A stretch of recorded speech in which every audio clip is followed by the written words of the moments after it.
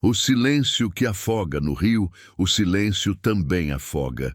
Eu aprendi isso nos últimos 3 anos, desde que o câncer levou a Dalva e me deixou aqui, respirando, mas não vivendo de verdade. A casa ficou quieta demais. O rangido da madeira à noite, o vento entrando pelas frestas, o barulho da água batendo no casco do barco velho amarrado no atracadouro, tudo isso virou companhia, porque gente mesmo não sobrou nenhuma. Moro num barraco simples de madeira às margens do rio Parnaíba, ali onde o Maranhão quase encosta no Piauí e a água corre larga e barrenta. A casa tem 3 cômodos, quarto, cozinha e uma salinha que nunca uso. As redes de pesca ficam penduradas do lado de fora, secando ao sol ou pingando chuva, dependendo do dia. O cheiro de peixe, sal e lama grudou nas tábuas, nas roupas, na minha pele. Já nem sinto mais. Acordo todo dia antes do sol nascer.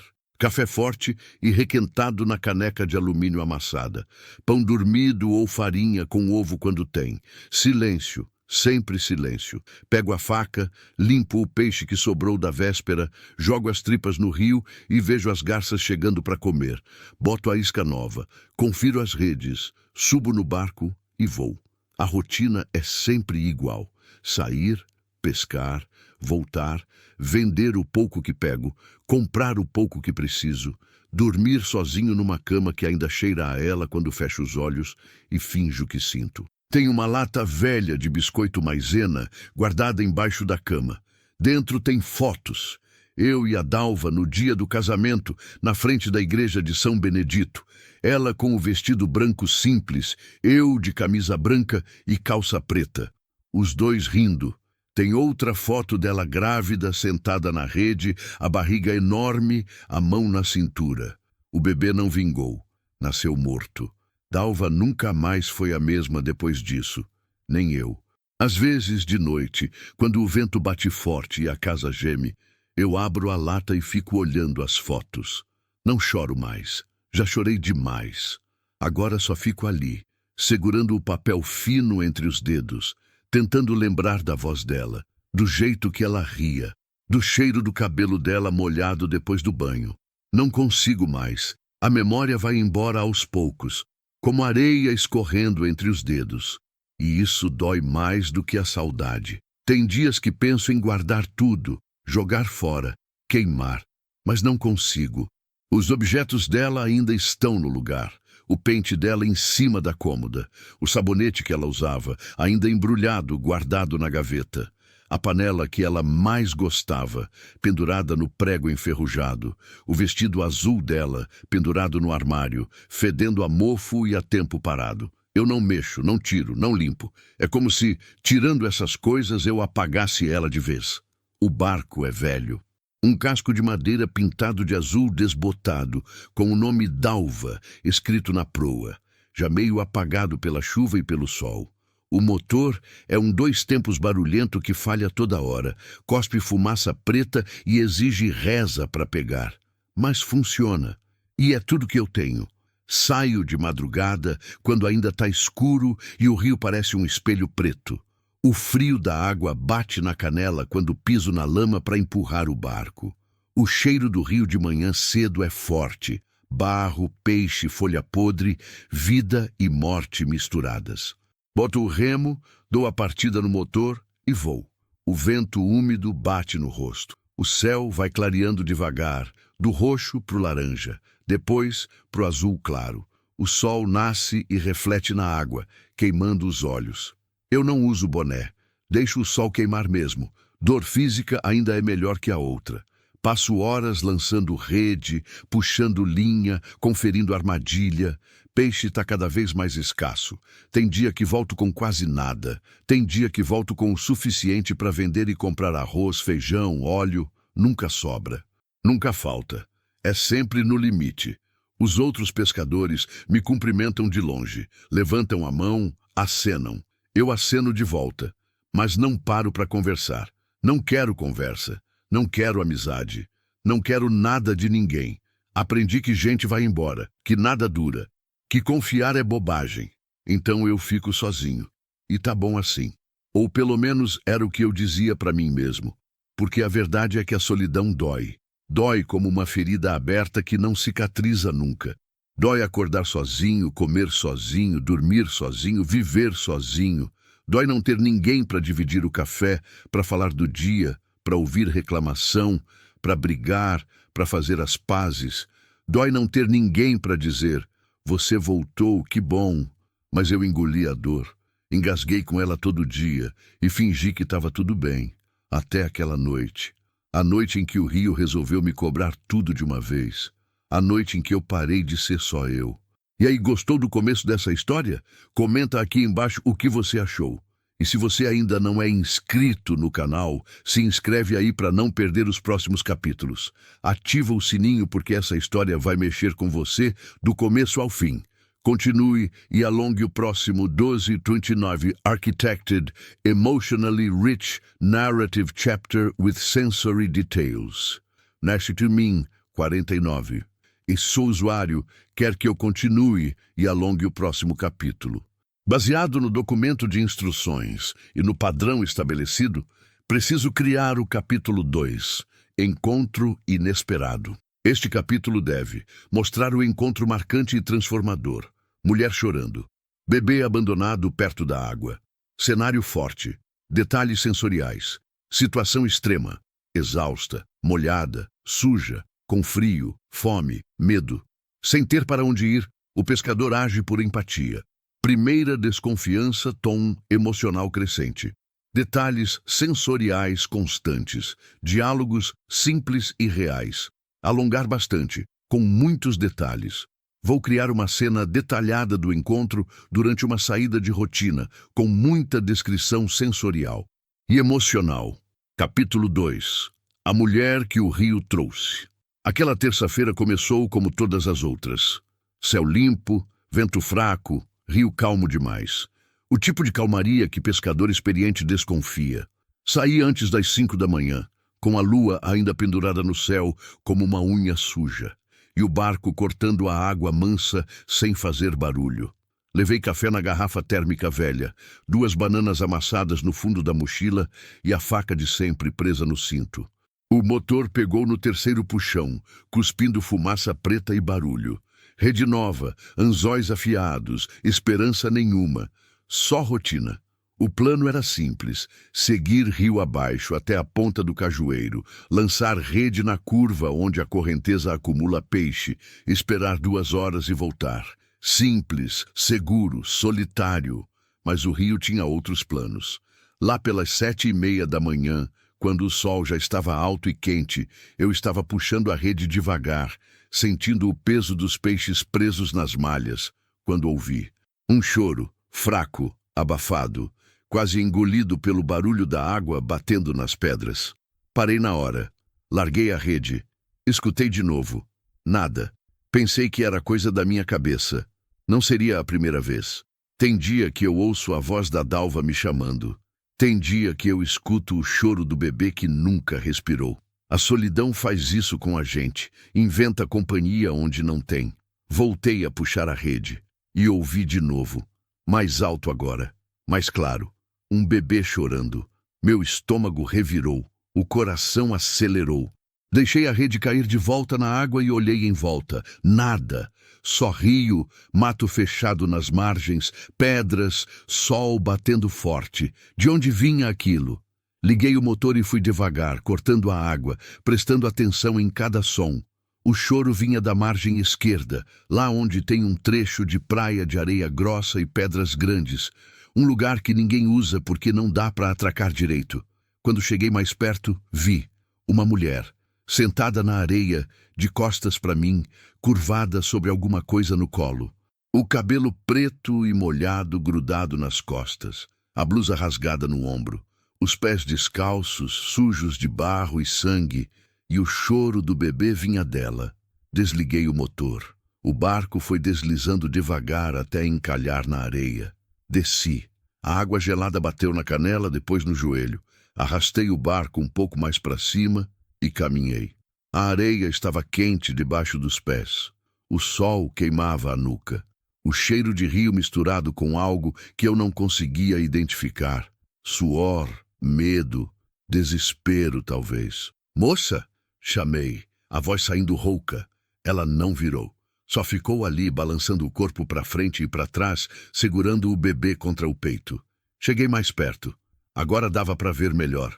A blusa não era só rasgada, estava suja de sangue seco no ombro e nas costas. A calça jeans encharcada, rasgada no joelho. Os pés machucados, cortados, inchados.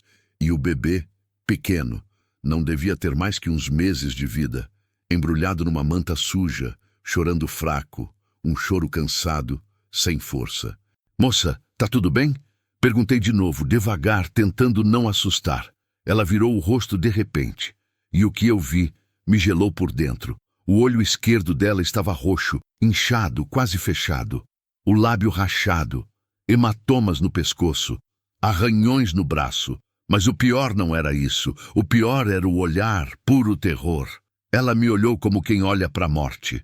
Recuou, apertando o bebê contra o peito, a respiração acelerada, os olhos arregalados. Não, não se aproxima. Ela sussurrou, a voz falhando. Parei na hora. Levantei as mãos, mostrando que não tinha nada, que não ia fazer mal. Calma, eu não vou te machucar. Sou pescador, só quero ajudar. Ela ficou me olhando, tremendo inteira, tentando decidir se acreditava ou não. O bebê chorou mais alto. Ela olhou para baixo, para o rostinho vermelho e suado da criança e começou a chorar também. Sem som, só lágrimas descendo pelo rosto machucado, molhando a blusa rasgada. Ele tá com fome, ela murmurou, a voz quebrada. Eu não tenho nada para dar para ele. Olhei para ela, para o bebê, para o rio, para o mato. Não tinha ninguém por perto, nenhum barco, nenhuma casa, nada. Como ela tinha chegado ali? De onde ela tinha vindo? E por que ela estava tão machucada? Como você chegou aqui? Perguntei, ainda parado no mesmo lugar, sem me aproximar. Ela não respondeu. Só ficou olhando para o bebê, balançando ele nos braços, chorando em silêncio. O sol continuava queimando. O rio continuava correndo. O tempo continuava passando, e eu tinha duas escolhas: voltar para o barco e fingir que não tinha visto nada, ou ficar e tentar ajudar.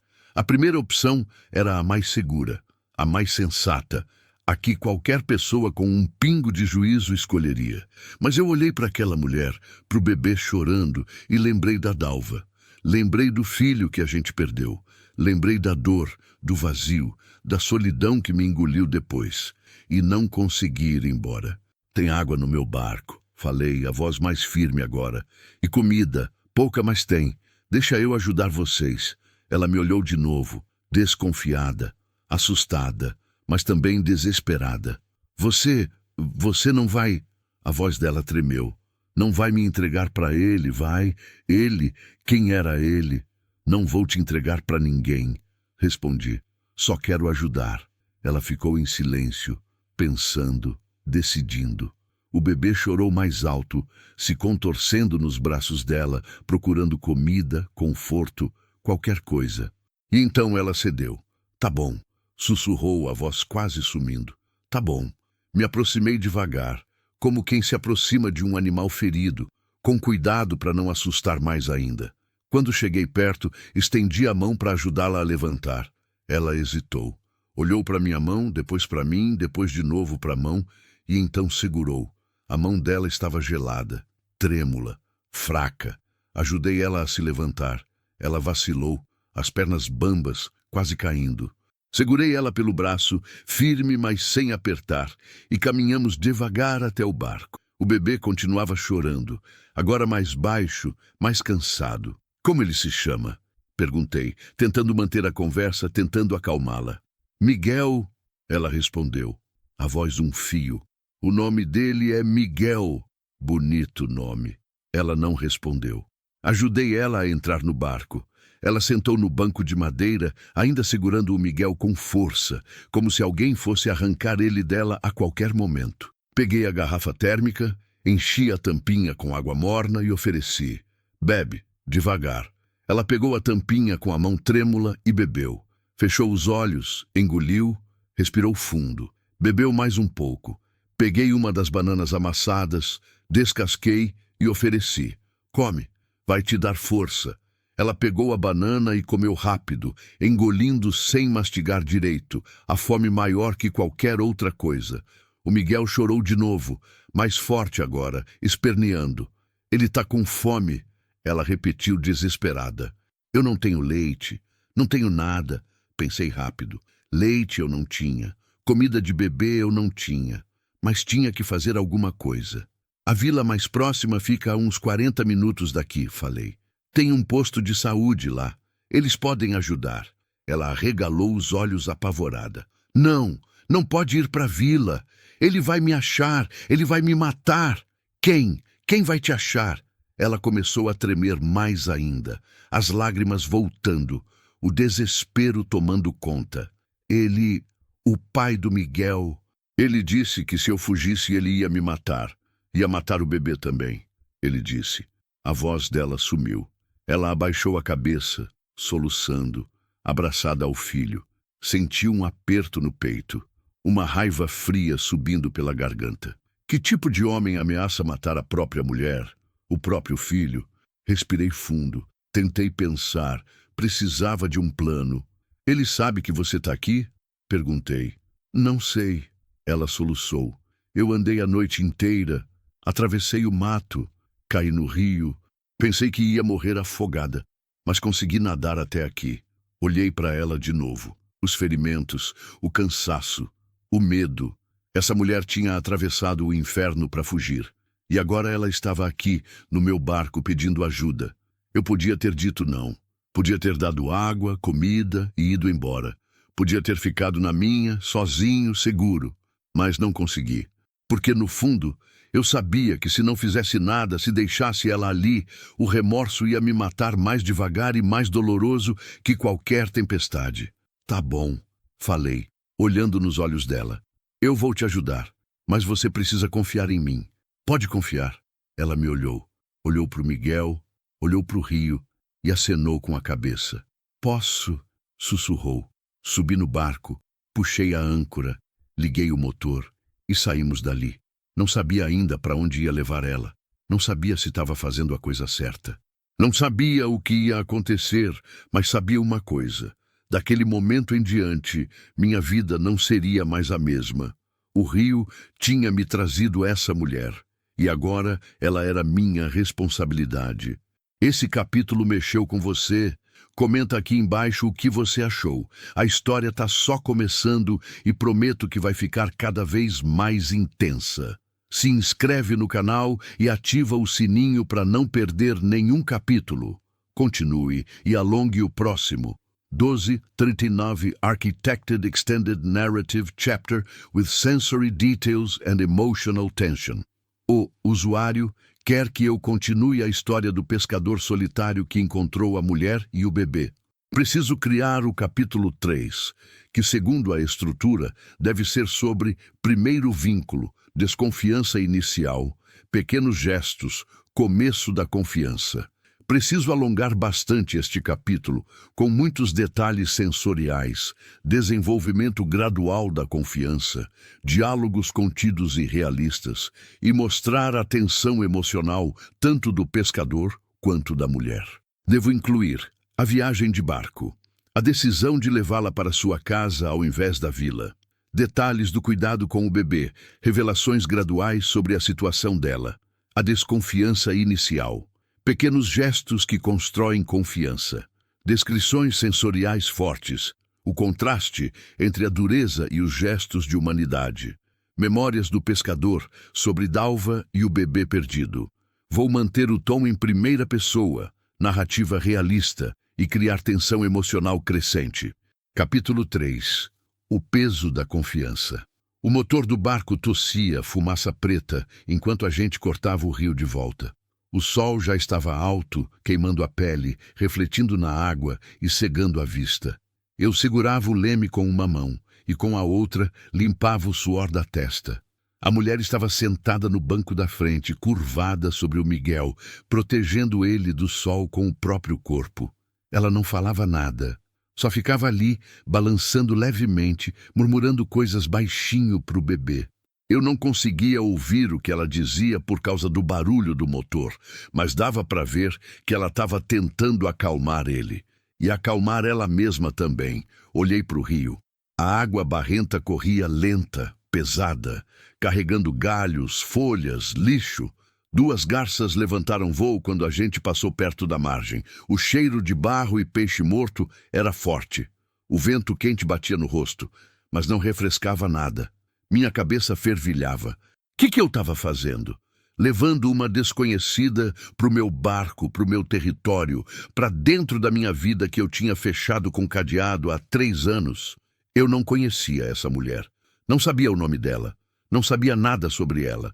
Só sabia que ela estava fugindo de alguém e que esse alguém era perigoso o suficiente para deixar ela daquele jeito. Machucada, aterrorizada, sem nada. E se ela tivesse mentindo? E se fosse algum tipo de armadilha? E se o tal ele viesse atrás dela e me arrastasse para dentro disso? Eu devia ter levado ela direto para a vila, entregado ela para o posto de saúde, para a polícia, para a assistência social, lavado as mãos e voltado para minha rotina, mas não fiz isso, porque quando olhei para o rostinho do Miguel, vermelho, suado, franzido de fome e cansaço, eu vi o filho que a gente perdeu. Vi o bebê que nasceu morto nos braços da Dalva. Vi a dor que nunca passou. E não consegui virar as costas.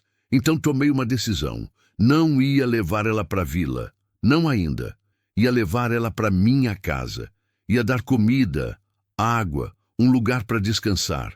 E depois a gente via o que fazer. Quando o barco virou na curva e meu barraco apareceu lá na frente, pequeno, torto, com as tábuas velhas e as redes penduradas, a mulher levantou a cabeça e olhou. "É aqui?" Ela perguntou, a voz fraca. "É aqui." Ela ficou quieta, olhando para casa, para as árvores ao redor, para o silêncio do lugar. "Mora sozinho?" "Moro." "Não tem esposa? Filhos?" A pergunta me pegou de jeito. Apertei o leme com mais força. Senti o nó subir na garganta. "Não tenho," respondi seco. Ela não perguntou mais nada. Só voltou a olhar para o Miguel. Encostei o barco no atracadouro. Amarrei a corda no poste de madeira podre e desci. A água gelada bateu no tornozelo. Estendi a mão para ajudar ela. Ela hesitou de novo, mas aceitou. Segurou minha mão e desceu devagar, as pernas fracas, quase tropeçando. Segurei ela pelo braço para não deixar cair. "Consegue andar?" perguntei. "Consigo." Ela mentiu. Dava para ver que não conseguia. Os pés dela estavam inchados, machucados, sangrando em alguns pontos. Cada passo devia doer que nem facada. "Espera aí," falei. Subi correndo até a casa. Entrei, peguei um par de chinelos velhos que tinha guardado no canto e voltei.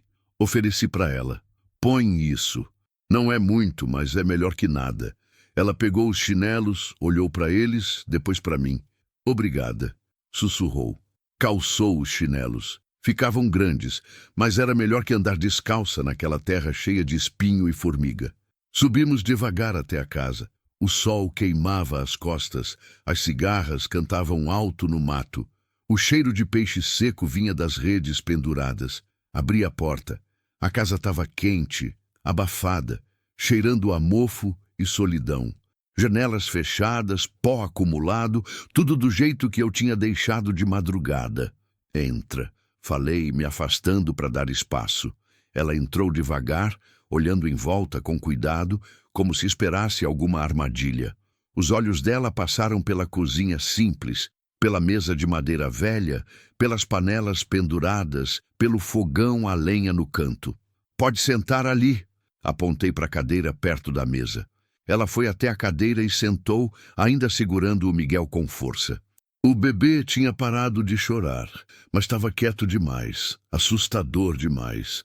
Fui até a cozinha, peguei um copo, enchi de água do filtro de barro e levei para ela. "Bebe."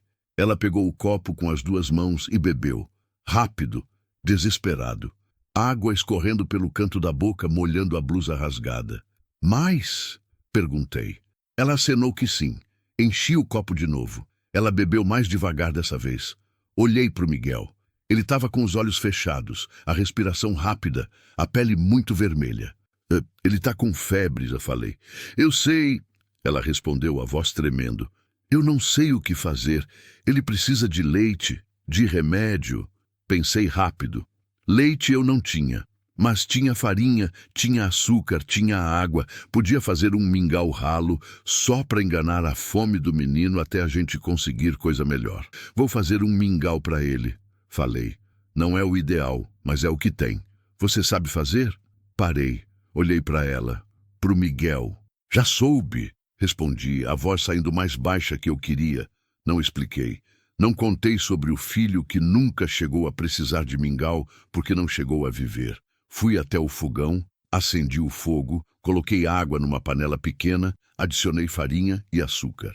Mexi devagar, vendo a mistura engrossar, virar uma papa clara e morna. Enquanto mexia, senti o peso do silêncio. A mulher me observava. Eu sentia o olhar dela nas minhas costas. Qual seu nome? Perguntei sem virar. Silêncio. Esperei. Joana! Ela respondeu finalmente. Joana, repeti. Eu sou Raimundo, mas todo mundo me chama de Raimundão. Raimundão, ela murmurou. Desliguei o fogo, peguei uma colher limpa, testei a temperatura do mingau na mão. Tava morno. Bom, levei a panela até a mesa. Não sei se ele vai conseguir tomar assim, falei. Você tem alguma mamadeira? Alguma coisa? Ela balançou a cabeça. Não tenho nada. Fugi só com a roupa do corpo. Olhei em volta. Pensei. Então lembrei.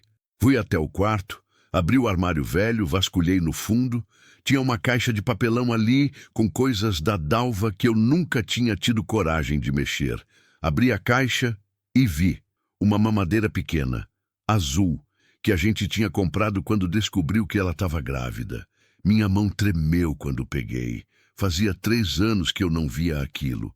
Voltei para a cozinha, lavei a mamadeira com água e sabão, enchi com um mingau morno e levei até a Joana. Tenta dar isso para ele. Ela pegou a mamadeira, olhou para mim com um olhar que eu não consegui decifrar. Gratidão, medo, desconfiança, tudo misturado.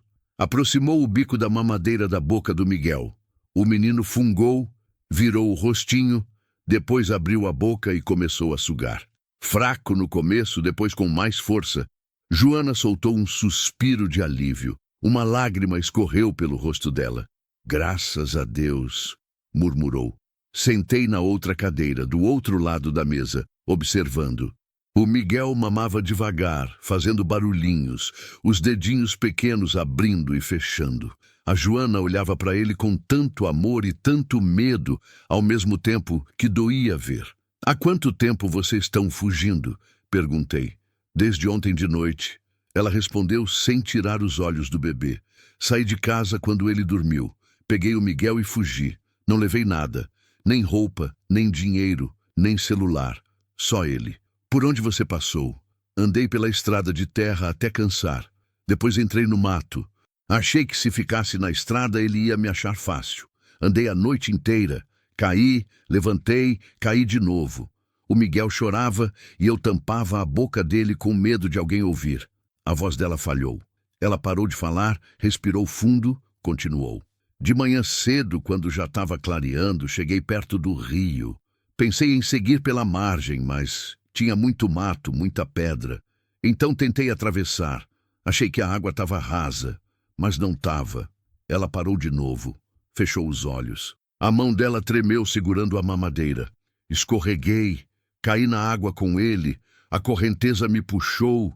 Eu segurei ele com toda a força que eu tinha. Pensei que a gente ia morrer, mas consegui nadar até aquela praia. Silêncio pesado. E aí você apareceu. Ela terminou abrindo os olhos e me olhando. E aí eu apareci, repeti. A gente ficou em silêncio de novo. O Miguel tinha parado de mamar e dormido com o bico da mamadeira ainda na boca. Joana tirou devagar, colocou a mamadeira na mesa e ficou olhando para o filho dormindo nos braços dela. Ele vai vir atrás de mim, ela disse de repente, a voz firme mas baixa. Ele sempre vem. Já fugiu antes? Ela balançou a cabeça. Tentei, 3 vezes, e ele sempre me achou. Me trouxe de volta e me bateu até eu não conseguir mais andar. Senti a raiva subir de novo. Cerrei os punhos em cima da mesa. Por que você voltava? Porque ele ameaçava matar minha mãe, meu irmão, qualquer um que me ajudasse. E eu tinha medo, muito medo. E agora, não tem mais medo? Ela olhou para mim, os olhos vermelhos, inchados, mas firmes. Tenho medo sim, mas tenho mais medo do Miguel crescer, vendo o pai me bater. Tenho mais medo do meu filho virar igual a ele. Então eu fugi, e dessa vez eu não volto. A determinação na voz dela me pegou de surpresa. Essa mulher não era fraca. Estava quebrada, sim, machucada, sim, mas não era fraca. Ele sabe seu nome? Ela perguntou de repente. Sabe agora. Me arrependeu de me ajudar? Olhei para ela, para o Miguel dormindo, para a mamadeira vazia em cima da mesa. Pensei na Dalva, no filho que a gente perdeu, na dor que nunca passou. Não, respondi, não me arrependo. Ela me olhou por um tempo longo, procurando mentira, procurando segundas intenções. Não achou. Por que você está fazendo isso? Ela perguntou. Por que está me ajudando? Você nem me conhece. Respirei fundo. Porque... Comecei, mas a voz falhou. Porque eu sei o que é perder gente. Porque eu sei o que é ficar sozinho. Porque eu sei o que é o vazio. Porque se eu não te ajudar, o remorso vai me matar. Mas não falei nada disso. Porque é o certo, respondi simplesmente. Ela continuou me olhando. E então, pela primeira vez desde que eu a encontrei, ela relaxou um pouco. Os ombros caíram. A respiração ficou mais lenta. Obrigada, ela sussurrou. Obrigada mesmo. Não respondi. Só acenei com a cabeça. Você precisa descansar, falei. E cuidar desses ferimentos. Deixa eu buscar um pouco de água morna e pano limpo. Não precisa. Precisa sim. Tá machucada. Pode infeccionar. Levantei, fui até a cozinha, esquentei água numa bacia velha, peguei um pano limpo guardado na gaveta e voltei. Coloquei a bacia em cima da mesa. Pode limpar o rosto, os braços. Eu vou até o barraco dos fundos buscar uma roupa que talvez sirva em você. Saí antes que ela pudesse responder. Fui até o quartinho dos fundos, onde eu guardava coisas velhas, caixas, tralha. Procurei entre as roupas penduradas e encontrei uma camiseta larga e uma calça de moletom da Dalva. Tava tudo meio mofado, mas dava para usar. Levei de volta. Aqui. Não é muito, mas é limpo. Joana pegou as roupas, olhou, passou a mão no tecido. Eram da sua esposa? Ela perguntou baixinho. Engoli seco. Eram. Ela morreu. Faz 3 anos. Silêncio. Sinto muito, Joana disse. Eu também. Não falei mais nada. Entreguei as roupas e saí para dar privacidade. Fui até o quintal, sentei no degrau de madeira, acendi um cigarro velho que tinha no bolso e fumei olhando para o rio. O que eu estava fazendo? Estava abrindo a porta da minha vida de novo. Estava deixando gente entrar. Estava arriscando me machucar de novo. Mas, estranhamente, não me sentia mal. Sentia vivo. Pela primeira vez em 3 anos, eu sentia alguma coisa além de vazio. Tá sentindo a tensão aumentar? Comenta aqui o que você acha que vai acontecer. Será que o ele vai aparecer? Será que Raimundão vai conseguir proteger Joana e Miguel? Se inscreve no canal e ativa o sininho porque os próximos capítulos vão estar de tirar o fôlego. Continue e alongue o próximo. 12.43 Orchestrated Emotionally Intense Narrative Chapter with Escalating Tension and Sensory Details. O usuário quer que eu continue e alongue o próximo capítulo. Vou seguir as instruções. Capítulo 4 deve ter aflição crescente, tempestade, problema no barco, ameaça indireta, bebê passando mal. Momentos de tensão alta, medo palpável, suor frio, mãos tremendo, respiração curta, voz falhando, coração acelerado, pernas fracas. Escolhas difíceis. Vou criar um capítulo onde Joana e Miguel descansam na casa. Começam a surgir sinais de que ele pode estar procurando. O bebê piora, febre alta. Raimundão precisa tomar decisões difíceis. Tensão crescente com sinais de um perigo se aproximando. Diálogos revelando mais sobre o passado de Joana Raimundão, começando a se abrir emocionalmente. Devo manter. Narrativa em primeira pessoa. Tom emocional crescente. Detalhes sensoriais constantes. Diálogos simples e reais. Reflexões sobre solidão, luto, culpa, esperança. Alongar bem o capítulo com descrições e desenvolvimento. Capítulo 4. Quando o medo. Bate à porta. Joana saiu do quarto vestindo as roupas da Dalva. A camiseta ficava larga nela, caindo pelos ombros magros. A calça de moletom estava enrolada na cintura. O cabelo molhado pingava no chão de tábua.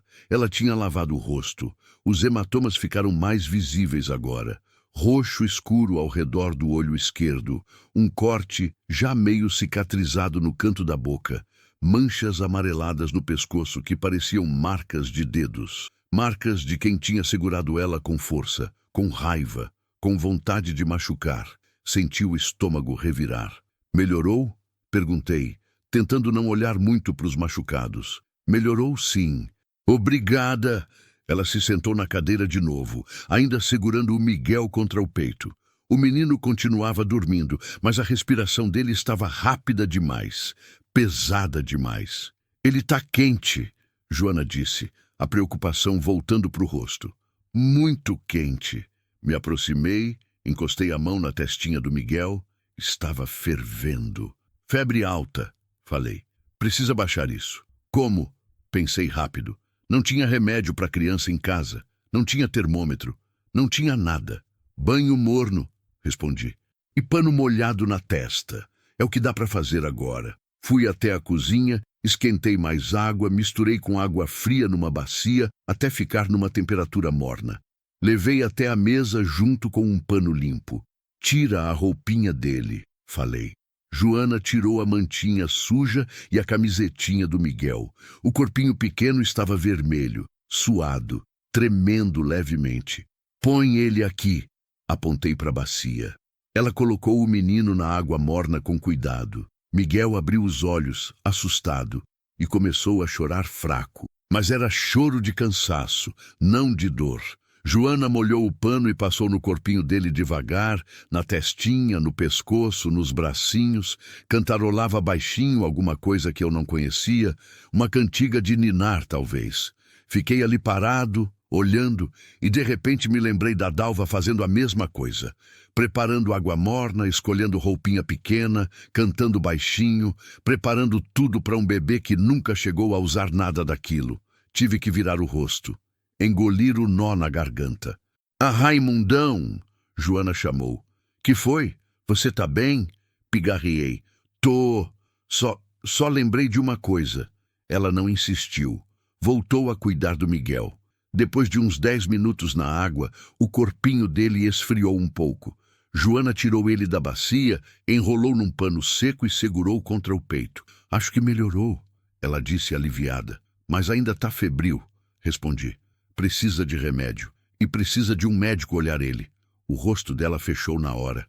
"Não posso ir no médico. Não posso ir na vila. Se eu aparecer lá, ele vai saber." "Ele quem?" Perguntei direto. "Esse homem que você tá fugindo. Quem é ele?" Joana ficou quieta, os olhos fixos no Miguel. Era meu marido", ela disse finalmente, a voz baixa. "Clayton. A gente morava numa casinha na vila de Santo Amaro, do outro lado do rio. Ele trabalhava com pesca também. Conheci ele quando eu tinha 17 anos. Ele era bonito, educado, trabalhador. Todo mundo gostava dele." Ela parou, respirou fundo. "Casamos rápido. Minha mãe não queria, achava que eu era nova demais. Mas eu insisti, achei que estava apaixonada. Achei que ia ser feliz." "E não foi?" Perguntei, já sabendo a resposta. Ela balançou a cabeça devagar. "No começo foi bom. Ele era carinhoso, cuidava de mim, trazia presente. Mas depois que a gente casou, ele mudou. Começou a beber. Começou a ter ciúme de tudo. Não podia sair, não podia conversar com ninguém, não podia nem olhar para o lado. Se eu desobedecia..." A voz dela tremeu. Ele batia. Silêncio pesado. "A primeira vez foi uma semana depois do casamento." Ela continuou. "Eu tinha ido na casa da minha mãe sem avisar. Quando voltei, ele estava esperando na porta. Me puxou pelo braço, me arrastou para dentro e me deu um tapa no rosto. Disse que eu era mal agradecida, que ele trabalhava o dia inteiro para me sustentar e eu não respeitava ele.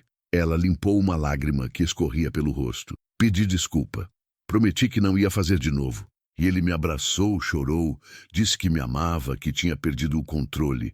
Eu acreditei, mas ele fez de novo. Falei, já sabendo. Fez. Muitas vezes. A cada mês que passava, piorava. Até que eu descobri que estava grávida. Ela olhou para o Miguel, acariciou o rostinho dele. Pensei que o bebê ia mudar ele, que ele ia parar de beber, ia ser um pai presente, carinhoso. Mas não mudou. Piorou. Ele disse que o filho não era dele, que eu tinha traído ele, que a criança era de outro homem. Mas não era, afirmei. Não era. Nunca traí ele, nunca nem olhei para outro homem. Mas ele não acreditava. Batia em mim grávida, chutava minha barriga, dizia que ia matar o bastardo antes dele nascer. Sentia a raiva explodir dentro de mim. As mãos tremeram, a mandíbula travou. Quando o Miguel nasceu, Joana continuou, ele olhou para a criança e disse que ia registrar só porque não queria que a família dele pensasse mal dele, mas que aquele filho não era dele, e que eu ia pagar pelo resto da vida por ter traído ele. Filho da puta! Soltei sem conseguir segurar. Joana me olhou assustada. Desculpa, murmurei. Não devia ter falado isso. Tá certo, ela disse, a voz firme. Ele é mesmo. Ficamos em silêncio. O vento batia nas janelas. As cigarras cantavam lá fora. O rio murmurava ao longe. Por que você demorou tanto para fugir? Perguntei. Medo. E por que não tinha para onde ir? Minha mãe morreu quando o Miguel tinha 2 meses. Meu irmão mora longe, em São Luís, e nem sabe direito como eu vivo. Não tenho amigos. O Clayton afastou todo mundo de mim. Ela respirou fundo. Mas ontem de noite ele chegou bêbado em casa. Mais bêbado que o normal. Me bateu na frente do Miguel. Chutou minha costela, puxou meu cabelo, disse que ia me matar, que ia jogar meu corpo no rio e ninguém nunca ia me achar. A voz dela estava tremendo agora, mas ela continuava firme. Quando ele desmaiou no sofá, peguei o Miguel e fugi. Não pensei. Só fugi. E agora não volto. Mesmo que ele me ache, mesmo que ele me mate, eu não volto. Olhei para ela, para a força que ela tinha apesar de tudo, para o amor que ela tinha pelo filho. Ele não vai te matar, falei, a voz saindo mais firme do que eu esperava. Porque eu não vou deixar. Joana me olhou nos olhos. Por que você está fazendo isso por mim? Por nós? Desviei o olhar. Olhei para a janela, para o rio lá fora. Por quê? Comecei, mas a voz falhou. Respirei fundo. Tentei de novo. Minha esposa, a Dalva, ela estava grávida quando descobriu que tinha câncer. Os médicos disseram que ela precisava fazer tratamento urgente, mas o tratamento podia matar o bebê. Ela escolheu não fazer. Disse que preferia morrer do que tirar a vida do filho. Parei, engoli seco. O bebê nasceu morto e ela morreu 3 meses depois. Às vezes eu fico pensando, se ela tivesse feito o tratamento, ela ainda estaria viva. A gente não teria o filho, mas ela estaria aqui, comigo. Limpei os olhos rapidamente. Então, quando eu vi você ali, com o Miguel, fugindo para salvar ele, eu vi a Dalva. Vi a força que ela teve e não consegui virar as costas. O silêncio que veio depois foi diferente, mais leve, mais honesto. Sinto muito, Joana disse. Eu também. A gente ficou ali, os dois quebrados, os dois carregando dor, mas de alguma forma, naquele momento, a dor ficou mais leve de carregar. Foi quando eu ouvi um barulho de motor vindo do rio. Levantei rápido, fui até a janela, espiei pelas frestas da madeira. Um barco, pequeno, com 2 homens dentro, parados no meio do rio, olhando para as margens, como se procurassem alguma coisa, ou alguém. Meu coração disparou. Joana, chamei baixinho. Vem aqui. Ela levantou, ainda segurando o Miguel, e veio até a janela. Espiou, e o rosto dela ficou branco. É ele. Ela sussurrou, a voz falhando. É o Clayton. Senti o sangue gelar. Tem certeza? Tenho. Aquele é o barco dele. E o outro homem é o Edilson, irmão dele. Eles estão me procurando. O barco continuou descendo devagar o rio, os dois homens olhando para as margens, parando em alguns pontos, observando. Eles não podem me achar aqui, Joana disse desesperada. Se eles me acharem, vão me matar e vão matar você também por ter me ajudado. Pensei rápido. Minha casa ficava meio escondida pelas árvores, mas se eles subirem à margem e derem uma volta, iam ver o barco atracado. Iam saber que tinha alguém aqui. Vem, falei. Vamos pro quartinho dos fundos. Lá não tem janela. Eles não vão conseguir ver. Joana me seguiu rápido, ainda segurando o Miguel. Entramos no quartinho apertado e escuro nos fundos da casa. Fechei a porta. A gente ficou ali, em silêncio, ouvindo. O barulho do motor ficou mais próximo, e então parou, bem na frente da minha casa. Escutei vozes, graves, roucas. Vamos dar uma olhada aqui. Esse barco aí é de quem? Meu estômago revirou. Suor frio desceu pelas costas. Olhei para Joana. Ela estava tremendo inteira, a mão tapando a boca do Miguel para não deixar ele chorar. Passos pesados na areia, subindo em direção à casa. Respirei fundo. Saí do quartinho devagar, fechando a porta atrás de mim. Se eles iam entrar na minha casa, eu não ia deixar eles encontrarem ela sem antes passar por cima de mim. Abri a porta da frente antes que eles batessem. 2 homens, um mais velho, barrigudo, com barba mal feita e olhar duro. O outro mais novo, magro, com tatuagem no braço e cicatriz no rosto. Boa tarde, cumprimentei, tentando manter a voz firme. Boa tarde, o mais velho respondeu. Você é dono dessa casa? Sou. E esse barco aí? Também é meu. Ele me olhou de cima a baixo, desconfiado. Você viu uma mulher passando por aqui? Cabelo preto, magra, carregando um bebê? Meu coração bateu mais forte, mas mantive a cara fechada. Não vi ninguém. Tem certeza? O mais novo perguntou, chegando mais perto. Tenho. Saí para pescar de madrugada e voltei agora há pouco. Não vi ninguém. Os dois se entreolharam. Posso dar uma olhada dentro? O mais velho perguntou, mas não era pergunta. Era ordem. Minha mão tremeu, mas não recuei. Pode não. Minha casa é privada. O clima ficou tenso. O mais novo deu um passo à frente, ameaçador. Escuta aqui, velho. A gente está procurando a mulher dele. Apontou para o mais velho. Ela fugiu com o filho dele. Se você estiver escondendo ela, vai se dar mal. Não estou escondendo ninguém, respondi firme. E agora sai da minha propriedade antes que eu chame a polícia. O mais velho riu. Um riso curto, sem graça. Polícia? Aqui? Boa sorte. Ele me olhou mais uma vez, os olhos estreitados. Depois olhou para casa, para o barco, para o rio. Se você ver ela, disse, me avisa. Cleiton Silva. Todo mundo sabe quem eu sou, e eu pago bem por informação. Não vi ninguém, repeti. Ele cuspiu no chão, virou as costas e desceu de volta para o barco. O mais novo o seguiu, mas antes de descer virou e me olhou com um sorriso torto. Cuidado, velho. Não se mete em coisa que não é da sua conta. Não respondi. Só fiquei ali, parado, até eles subirem no barco, ligarem o motor e irem embora. Só quando o barulho do motor sumiu completamente é que eu respirei. E foi aí que as pernas falharam.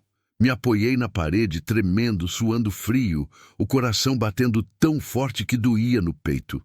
Quase eles tinham descoberto. Voltei para o quartinho. Joana estava sentada no chão, abraçada ao Miguel, chorando em silêncio. Eles foram embora, falei. Ela levantou o rosto molhado de lágrimas. Obrigada, sussurrou. Obrigada por não me entregar.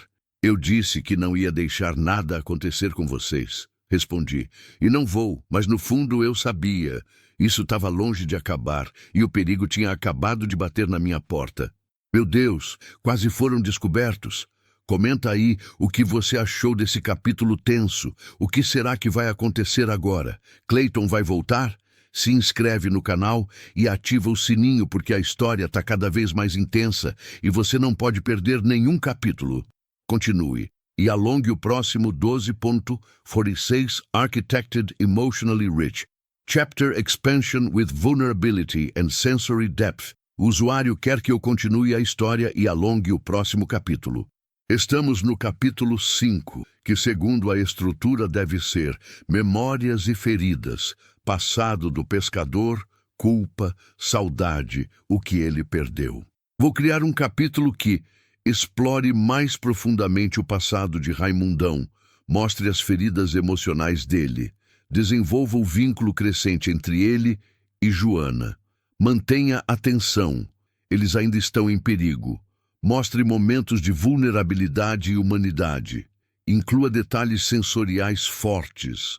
Alongue bastante o capítulo com diálogos, reflexões e cenas emocionais. Devo manter o tom emocional crescente, a narrativa em primeira pessoa, e incluir os elementos de engajamento no final.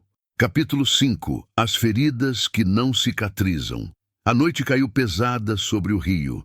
O céu ficou preto, sem lua, sem estrelas, só escuridão. O tipo de escuridão que parece entrar pela pele e grudar nos ossos. Tranquei todas as portas e janelas. Apaguei as luzes. Deixei só uma vela acesa na cozinha, longe das janelas, para não chamar a atenção de quem passasse pelo rio. Joana estava sentada na cadeira, embalando o Miguel, que finalmente tinha conseguido dormir depois de mamar mais um pouco de mingau. A febre tinha baixado um pouco, mas ele ainda estava quente demais para o meu gosto. O silêncio dentro da casa era sufocante. Lá fora, só o barulho da água batendo no casco do barco, o vento nas árvores e de vez em quando o grito de algum bicho no mato. Eu ficava andando de um lado para o outro, nervoso, inquieto, pensando. Clayton sabia que ela estava por perto, sabia que ela tinha fugido para o lado do rio. E mais cedo ou mais tarde ele ia voltar, ia procurar melhor, ia fazer perguntas na vila. Ia descobrir que eu tinha saído de barco de manhã cedo e voltado com alguém. Era questão de tempo. Raimundão! Joana chamou baixinho. Parei de andar. Olhei para ela. Que foi? Senta um pouco. Você está deixando eu nervosa andando assim. Respirei fundo. Puxei a outra cadeira e sentei. As mãos tremiam. Escondi elas debaixo da mesa. Desculpa, murmurei. Não precisa pedir desculpa. Sei que você está preocupado. Tô. Silêncio. Posso te fazer uma pergunta? Ela disse. Pode. Por que você mora sozinho aqui? Não tem família? Amigos? Desviei o olhar. Olhei para a vela tremulando em cima da mesa. Tinha, respondi. Mas não tenho mais. Sua esposa era a única família que você tinha? Balancei a cabeça. Tinha meus pais. Mas meu pai morreu de derrame quando eu tinha 20 anos. Minha mãe foi atrás dele 6 meses depois. Dizem que foi o coração. Eu acho que foi saudade. Joana ficou quieta, esperando eu continuar. Sou filho único, continuei. Cresci aqui nessa casa. Meu pai era pescador. Aprendi tudo com ele. Como lançar rede, como ler o rio, como saber quando vem tempestade só de olhar para o céu. Peguei a faca que estava em cima da mesa e fiquei girando ela entre os dedos, sem olhar para Joana. Conheci a Dalva numa festa junina na vila. Ela tinha vindo de Teresina visitar uma prima. Cabelo comprido, sorriso bonito, olhos que brilhavam quando ela ria. Me apaixonei na hora. Uma saudade pesada apertou meu peito.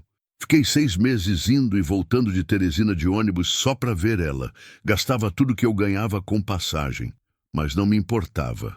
Ela valia cada centavo. E ela se apaixonou por você também? Joana perguntou, a voz suave. Demorou, admiti, quase sorrindo. Ela achava que eu era louco, que pescador não tinha futuro, que ela merecia coisa melhor. Mas eu insisti. Levava flor, escrevia carta, ficava esperando ela na porta do trabalho. Romântico, Joana disse. Desesperado, corrigi. Mas funcionou. Depois de 1 ano ela aceitou casar comigo. A família dela não gostou. Achavam que eu era pobre demais, simples demais. Mas a Dalva não ligou. Disse que me amava e pronto. Parei de girar a faca. Coloquei ela de volta na mesa. Casamos numa cerimônia pequena na igreja. Ela veio morar aqui comigo. Largou a cidade, o emprego, a família, tudo, por mim. A voz falhou um pouco. Engoli seco. Os primeiros anos foram bons. A gente era feliz. Pobre, mais feliz. Ela ajudava a consertar as redes, vendia os peixes na feira, cuidava da casa. De noite, a gente sentava ali no degrau lá fora, olhando para o rio, conversando sobre tudo e sobre nada. Olhei para a porta dos fundos, como se pudesse ver a gente ali sentado, rindo, vivendo. Até que ela engravidou.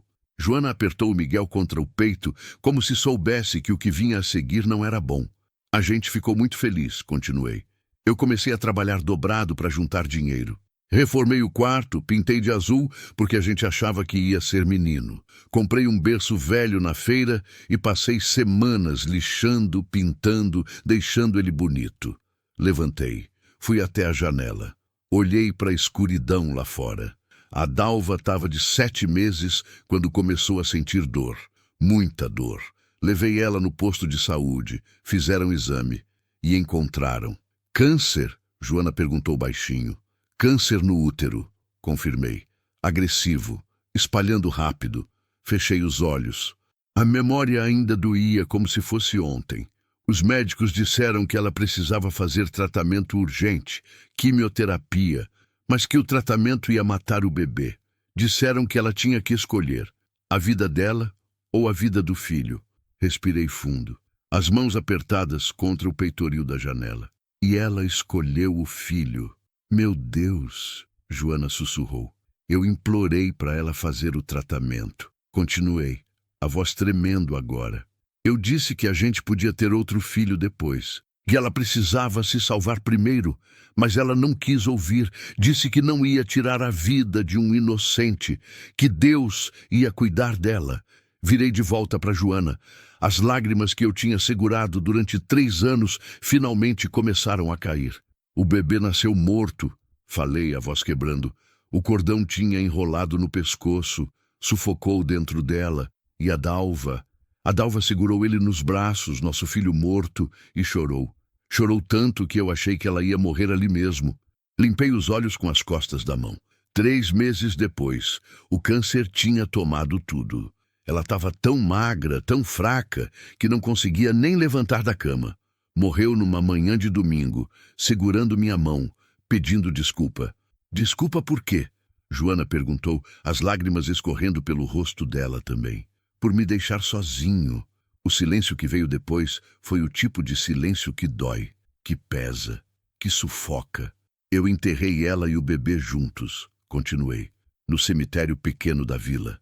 Coloquei uma cruz de madeira que eu mesmo fiz e voltei para casa, voltei para a cadeira, sentei, olhei para as minhas mãos vazias. Nos primeiros dias eu achei que ia morrer também, de tristeza, de saudade, de vazio. Eu não comia, não dormia, não saía para pescar.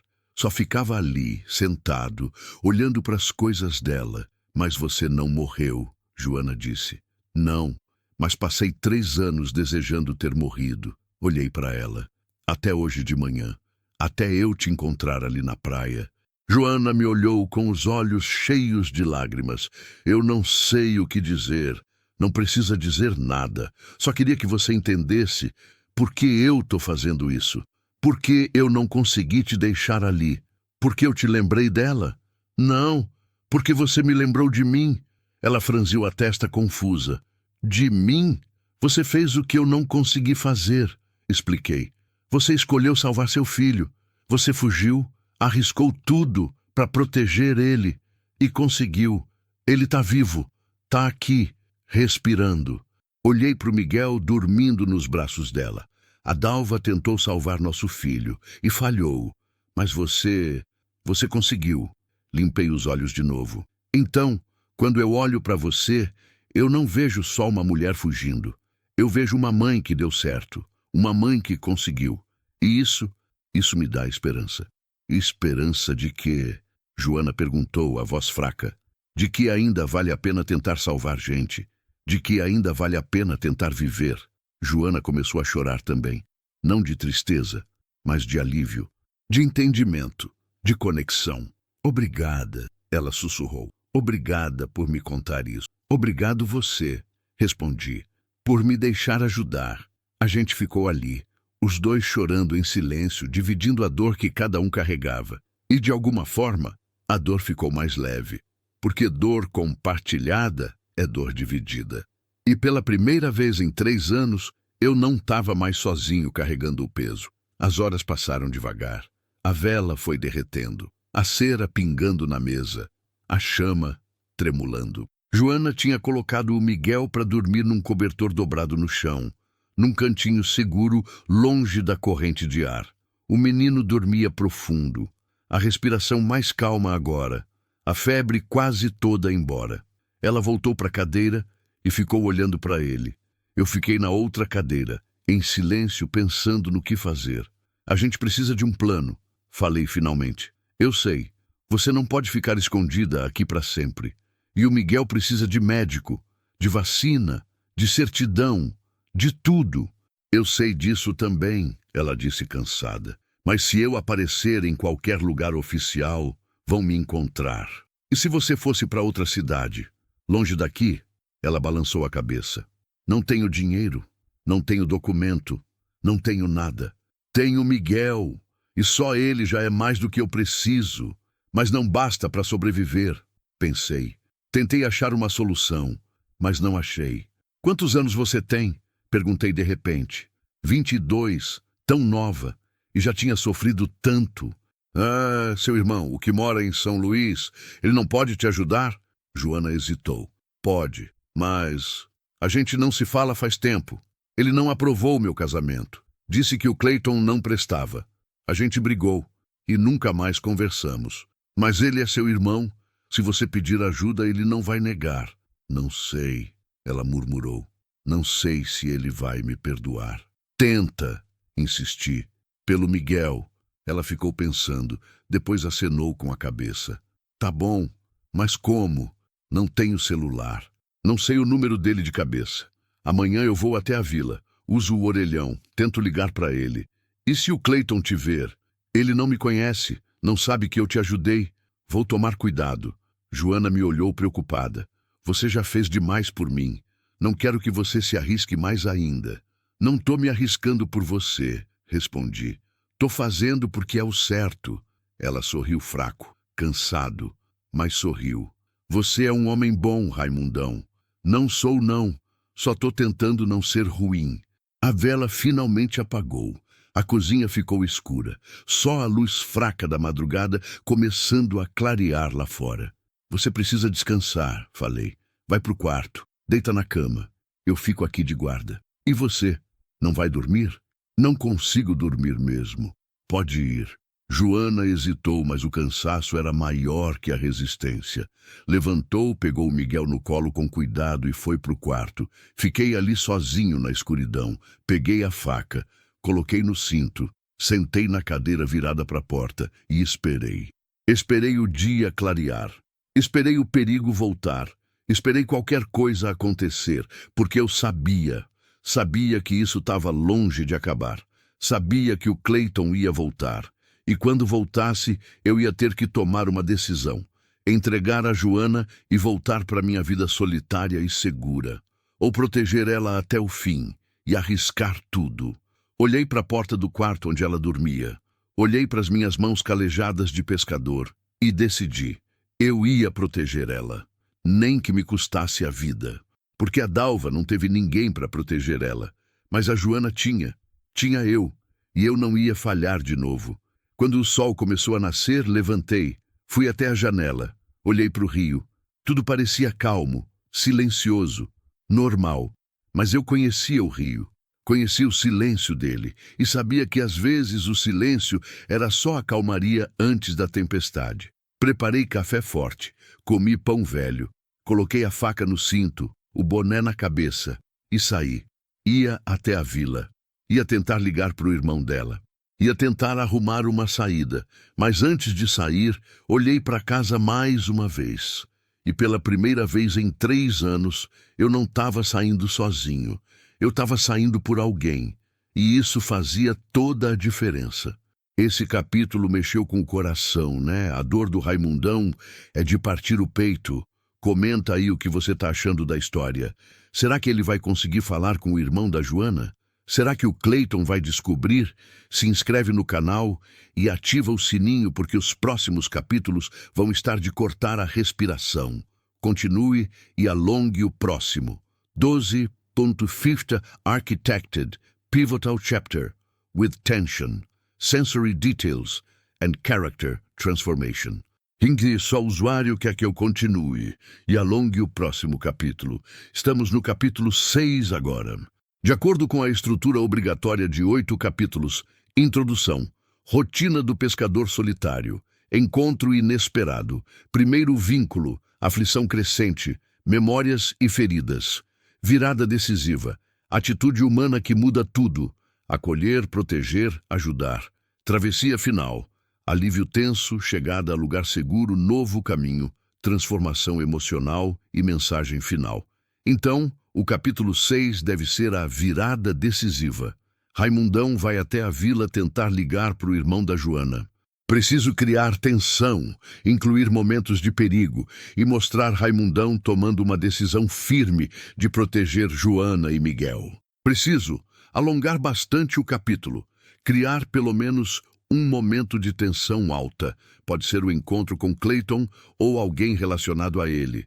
Mostrar detalhes sensoriais brasileiros, manter o tom emocional, desenvolver o vínculo entre Raimundão e Joana, avançar na trama, conseguir ou não conseguir contato com o irmão. Criar a virada decisiva, onde Raimundão toma uma atitude que muda tudo. Vou criar Raimundão indo até a vila. Descrições detalhadas do caminho, da vila, das pessoas. Tensão ao tentar. Usar o orelhão. Um confronto potencial com alguém ligado a Clayton que força Raimundão a se posicionar. Talvez consiga informações úteis ou ajuda inesperada nesse encontro. Depois, ele compra itens essenciais para Miguel, leite, remédio, como ato concreto de proteção. No retorno, a sensação de estar sendo observado ou seguido amplifica a urgência de sua decisão de defender Joana e o menino de forma mais ativa e determinada. Capítulo 6. A vila e suas sombras. O barco cortava a água devagar. O motor tossia, falhava, voltava a funcionar. Eu seguia rio acima em direção à vila de Santo Amaro, a mesma vila onde o Clayton morava. A mesma vila onde a Joana tinha vivido seu inferno. O sol já estava alto, queimando a pele, refletindo na água barrenta e cegando a vista. Suor escorria pela testa, pelo pescoço, molhava a camisa velha. O cheiro do rio era forte. Barro, peixe, vegetação apodrecendo, familiar, reconfortante de um jeito estranho. Mas hoje o rio não me acalmava. Hoje eu estava tenso, alerta, olhando para todo lado como um bicho acuado. Antes de sair, deixei a Joana trancada dentro de casa com a faca de cozinha na mão. Se alguém vier, instruí olhando nos olhos dela. Você se esconde no quartinho dos fundos com o Miguel, não faz barulho, não abre a porta para ninguém, nem para mim, só quando eu bater 3 vezes, parar e bater mais 2, entendeu? Ela tinha acenado, pálida, assustada, mas firme. Entendi. E se eu não voltar até o anoitecer? Não fala isso. Ela me interrompeu, a voz tremendo. Se eu não voltar, repeti mais firme. Você pega o Miguel, sai pela porta dos fundos, atravessa o mato em direção norte. Depois de 1 hora de caminhada, você vai achar uma estrada de terra. Segue ela até encontrar uma casa com cerca branca. É a casa do seu Benedito. Ele é gente boa. Conta tudo para ele. Ele vai te ajudar. Joana tinha segurado minha mão, apertado forte. Volta, ela pediu. Por favor, volta. Vou voltar, prometi. E agora eu estava aqui, remando em direção ao perigo, tentando cumprir essa promessa. A vila apareceu depois de 40 minutos de viagem. Um amontoado de casas simples, a maioria de madeira, algumas de alvenaria mal rebocada, ruas de terra batida, varais com roupa secando ao sol, cachorros vadios, crianças correndo descalças, barcos atracados na beira do rio. Encostei meu barco longe do centro, num cantinho mais afastado, onde tinha menos movimento. Amarrei a corda num toco de árvore e subi. Pisei na areia quente, calcei o chinelo, ajeitei o boné. Coloquei a mão no bolso e senti o papel onde a Joana tinha escrito o nome do irmão dela, Marcelo Souza dos Santos. Ela tinha dito que ele trabalhava numa oficina mecânica em São Luís, mas não lembrava o nome da oficina nem o endereço exato. Só lembrava o número antigo do celular dele, que provavelmente nem funcionava mais, mas era a única chance. Caminhei pelas ruas de terra, tentando não chamar atenção. Cumprimentava com um aceno de cabeça quando alguém olhava, mas não parava para conversar. Mantinha o passo firme, os olhos atentos. A vila tinha um movimento calmo de meio de semana. Mulheres sentadas nas portas descascando mandioca. Homens consertando rede. Um velho vendendo peixe numa banca improvisada. Cheiro de comida no fogo. Barulho de rádio tocando forró. Passei pela igrejinha de São Benedito, a mesma igreja onde eu e a Dalva tínhamos casado. Parei por um segundo. Olhei para as portas de madeira descascadas, para as janelas sujas, para o sino enferrujado no alto. 3 anos desde que eu tinha posto os pés ali. 3 anos desde que eu tinha olhado para a Dalva vestida de branco e prometido amor eterno. Engoli seco. Respirei fundo, segui em frente. O orelhão ficava na pracinha do centro, perto da bodega do seu Chico. Uma cabine telefônica velha, suja, com vidro quebrado e cheiro de mijo. Cheguei perto. Tinha um homem usando o telefone. Gordo, suado, falando alto sobre futebol. Esperei. Fiquei ali parado na sombra de uma árvore, fingindo que esperava alguém, mas na verdade observando tudo ao redor. 3 mulheres conversavam perto da bodega. 2 crianças brincavam de pique na rua. Um cachorro dormia esparramado no meio-fio. Nada de Clayton, nada de ninguém procurando. Por enquanto. O homem gordo finalmente desligou o telefone e saiu. Olhei para os lados mais uma vez e entrei na cabine. O cheiro era pior lá dentro. Catei umas moedas do bolso. Tinha pego algumas antes de sair e coloquei no telefone. Disquei o número que a Joana tinha escrito no papel. O telefone chamou. 1 vez, 2 vezes, 3 vezes. O número que você discou não existe ou está fora da área de cobertura. Desliguei. Xinguei baixo. Número desativado. Como eu imaginava. Pensei rápido. Não tinha outro contato. Não tinha outro plano. Saí da cabine. Fiquei parado ali na pracinha pensando. E foi quando ouvi a voz. Seu Raimundão. Virei rápido. Uma mulher, baixinha, gorda, de uns 50 anos, cabelo grisalho amarrado num coque, vestido florido desbotado, chinelo de dedo, sorriso amigável. Dona Maria, a dona da bodega. Dona Maria, cumprimentei tentando parecer natural. Que milagre ver o senhor por aqui. Faz tempo que não vem na vila. Pois é, vim resolver umas coisas. Tá precisando de alguma coisa? Comprar alguma coisa? Pensei. Talvez fosse boa ideia comprar algumas coisas pro Miguel. Leite em pó, mamadeira nova, remédio para febre. Tô sim, preciso de umas coisas. Entra, entra! Ela acenou animada. Entrei na bodega. O lugar era pequeno, apertado, cheirando a sabão em pó e banana madura. Prateleiras desorganizadas, cheias de produtos variados. Geladeira velha roncando no canto. O que o senhor precisa? Dona Maria perguntou, já indo atrás do balcão. Tem leite em pó? Tenho. Nestlé ou Ninho? Tanto faz. E mamadeira? Ela franziu a testa, surpresa. Mamadeira?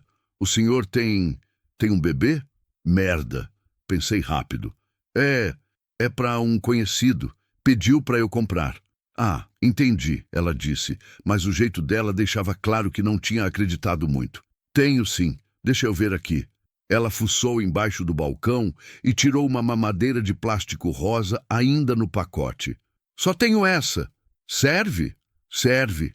Mais alguma coisa? Tem remédio para febre? Para criança pequena? Agora a Dona Maria me olhou com mais desconfiança. Tem Novalgina infantil. Mas o senhor sabe que precisa de receita, né? Eu sei, mas é urgente. A criança está com febre e não tem como ir no médico agora. Ela hesitou. Ficou me olhando, pensando. Tá bom, disse finalmente. Mas não conta para ninguém que eu vendi sem receita, viu? Não conto. Ela pegou um frasco pequeno de Novalgina numa caixinha guardada atrás do balcão. Mais alguma coisa? Fralda? Que tamanho? Pensei no Miguel. Pequenininho. Não devia ter mais que uns 3 meses. Pequena. Recém-nascido. Ela pegou um pacote de fraldas. Pronto, só isso. Pão e sardinha em lata. Ela separou as coisas em cima do balcão e começou a fazer a conta. Dá R$ 28. Paguei. Ela colocou tudo numa sacolinha de plástico.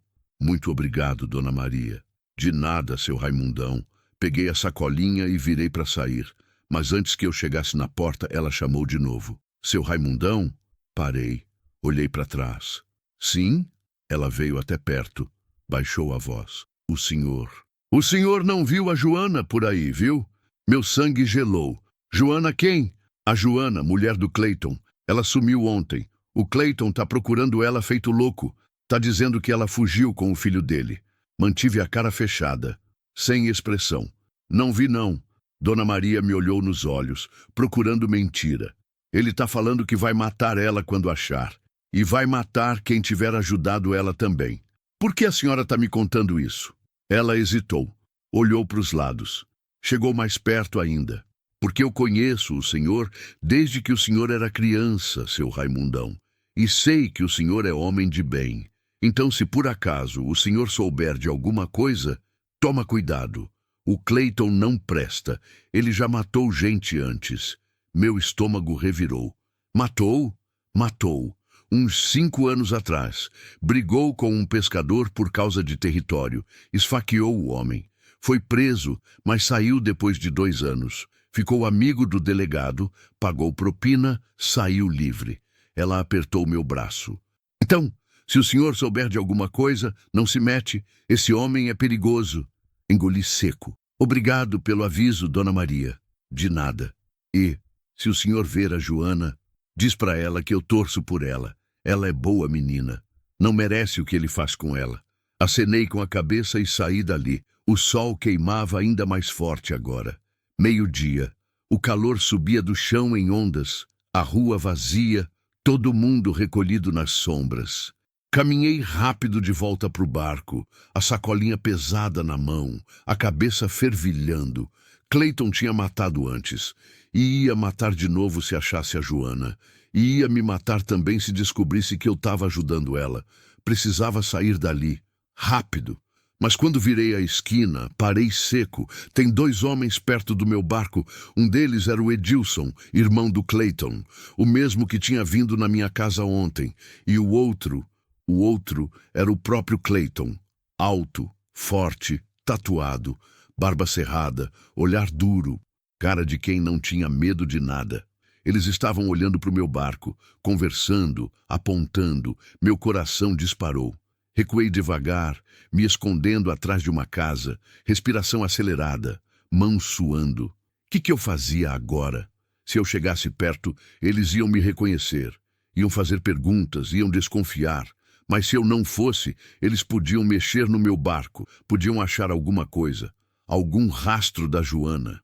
Pensei rápido. Opção 1, esperar eles irem embora. Opção 2, ir até lá e fingir naturalidade. Escolhi a opção 2. Respirei fundo, ajeitei o boné, segurei a sacolinha com força e caminhei. Passo firme, confiante, como se não tivesse nada a esconder. Com licença, falei ao me aproximar. Os 2 viraram, me olharam. Esse barco é seu? Cleiton perguntou, a voz grossa. É. Ele me olhou de cima a baixo, olhou para a sacolinha na minha mão. Que tem aí? Compras. Que tipo de compras? Senti a raiva subir, mas mantive a calma. E isso é problema meu. Cleiton deu um passo à frente, ameaçador. Eu perguntei, que tipo de compras? O Edilson ria do lado, os braços cruzados. Mostra logo, velho, não enrola. Olhei para os 2, para o tamanho deles, para a ameaça que representavam. E então pensei na Joana, no Miguel, na promessa que eu tinha feito. Pão e sardinha, respondi, firme. Satisfeito? Cleiton me olhou nos olhos, procurando medo. Não achou. Você tá mentindo, ele disse. Não tô. Então mostra. Respirei fundo. Abri a sacolinha, mostrei o pão e a lata de sardinha que estavam por cima, escondendo o leite, a mamadeira e o remédio embaixo. Clayton olhou. Depois olhou para mim de novo. Você viu minha mulher? Não. Tem certeza? Tenho. Porque se eu descobrir que você está mentindo, vou te matar. O silêncio ficou pesado. Eu olhei nos olhos dele, sem desviar, sem piscar. Eu não vi sua mulher, repeti, devagar. Agora sai da frente do meu barco. Clayton ficou parado, medindo se valia a pena brigar.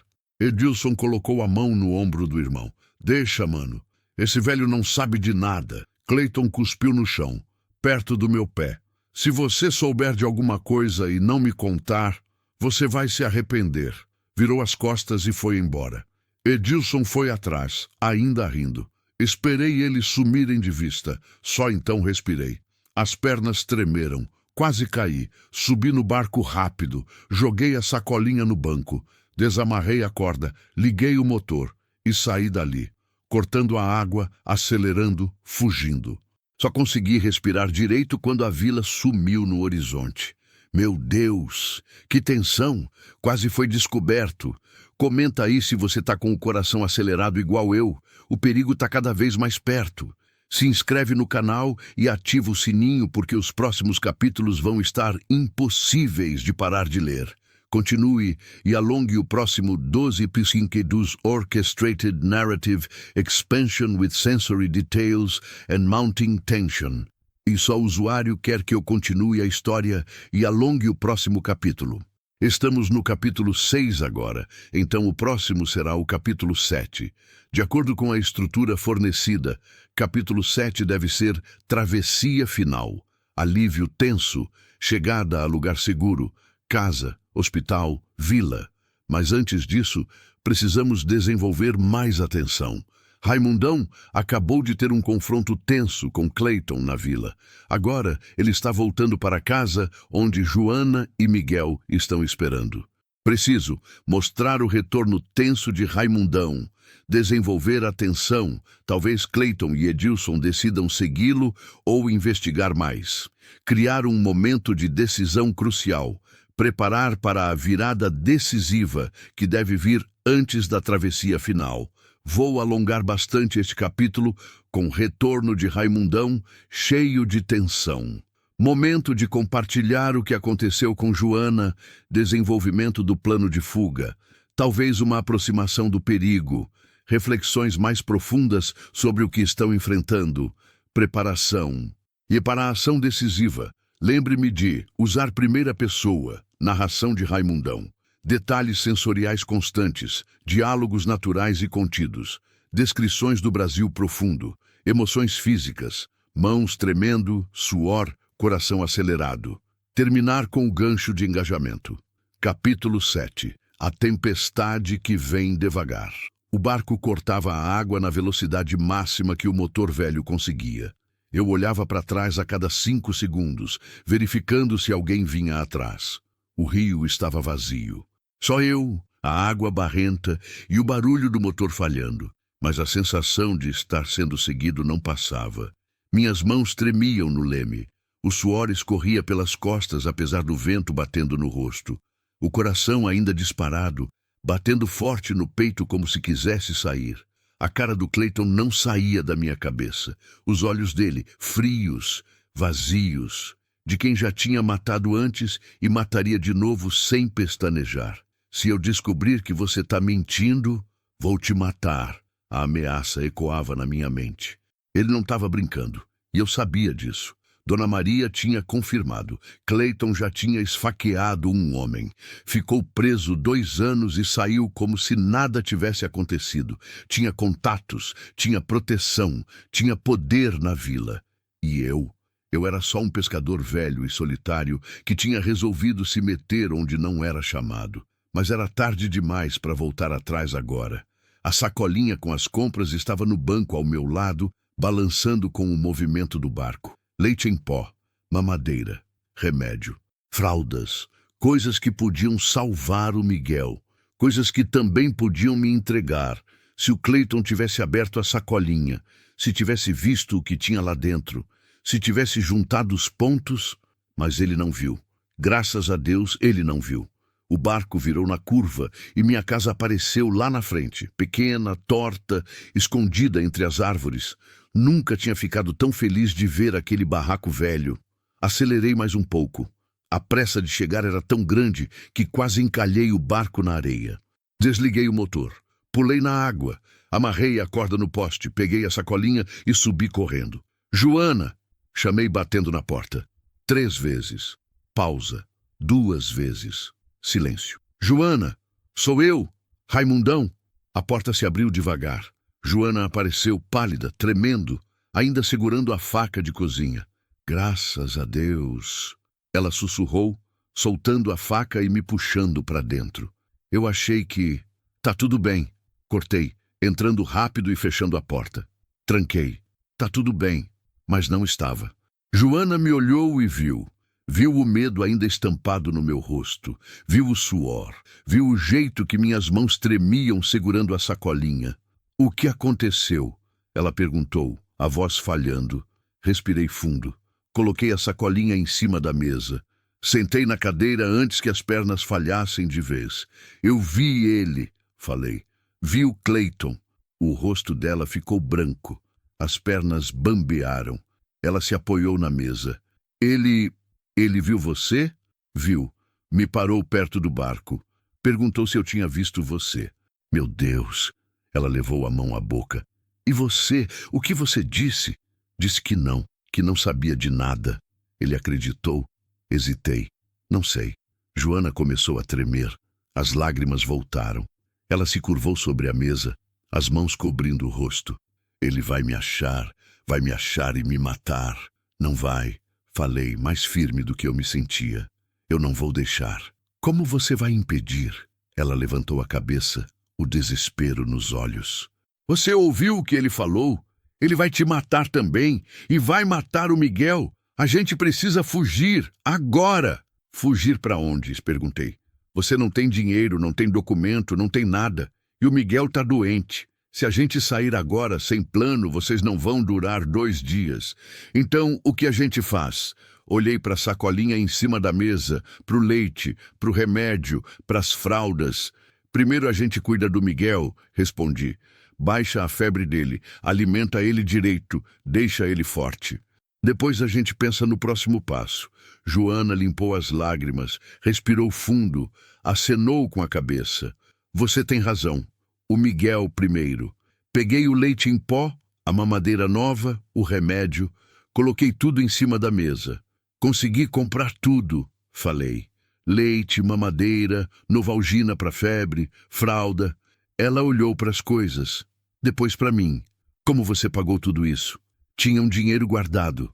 Raimundão, você já fez demais. Para, cortei. Não quero ouvir isso. O Miguel precisa. Então usei o dinheiro. Pronto. Ela ficou me olhando com aquele jeito que me deixava desconfortável. Gratidão misturada com culpa, misturada com algo que eu não conseguia identificar. Onde ele tá? Perguntei, mudando de assunto. Dormindo no quarto. A febre voltou de novo a 1 hora. Dei banho morno nele como você ensinou, mas não adiantou muito. Então vamos dar o remédio. Fui até a cozinha, peguei uma colher, li a bula da Novalgina, dose para bebê de 3 meses, 15 gotas. Contei as gotas na colher com cuidado. Joana foi até o quarto e voltou com o Miguel no colo. O menino estava vermelho, suado, chorando fraco. Abre a boquinha dele, instruí. Joana abriu. Coloquei a colher com o remédio. O Miguel fez cara feia. Cuspiu um pouco, mas engoliu. Pronto, falei. Daqui a meia hora a febre começa a baixar. E se não baixar? Vai baixar. Confia. Preparei a mamadeira nova com o leite em pó. Água morna, 2 colheres de leite. Misturei bem. Testei na mão. Temperatura boa. Ofereci para Joana. Ela deu para o Miguel. O menino pegou o bico e começou a mamar. Devagar no início, depois com mais força. Tá comendo melhor, Joana disse aliviada. Porque é leite de verdade agora. Não mingau ralo. A gente ficou ali, os dois em silêncio, observando o Miguel mamar. O barulho dele sugando a mamadeira era o único som na casa. Lá fora, o rio murmurava.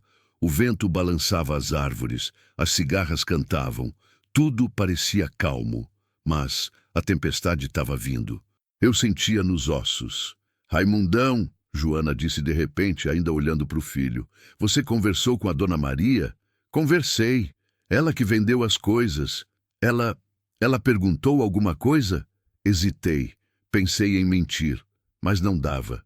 Perguntou se eu tinha visto você. Joana levantou a cabeça assustada. E o que você disse? Que não sabia de nada. Ela acreditou? Acho que não. Por quê? Porque ela me conhece desde criança e me avisou para tomar cuidado. Disse que o Clayton é perigoso, que já matou antes. Joana fechou os olhos. Uma lágrima escorreu. Eu sei, eu vi. Meu estômago revirou. Viu o quê? Vi ele matar. Silêncio pesado, sufocante. Quando? Perguntei, a voz saindo baixa. Joana respirou fundo. Apertou o Miguel contra o peito. Faz uns 6 meses, a gente estava na vila. Ele tinha bebido. Brigou com um homem por causa de dinheiro. Eu estava grávida, esperando ele do lado de fora da bodega. Ouvi os gritos. Corri para ver e vi. A voz dela tremeu.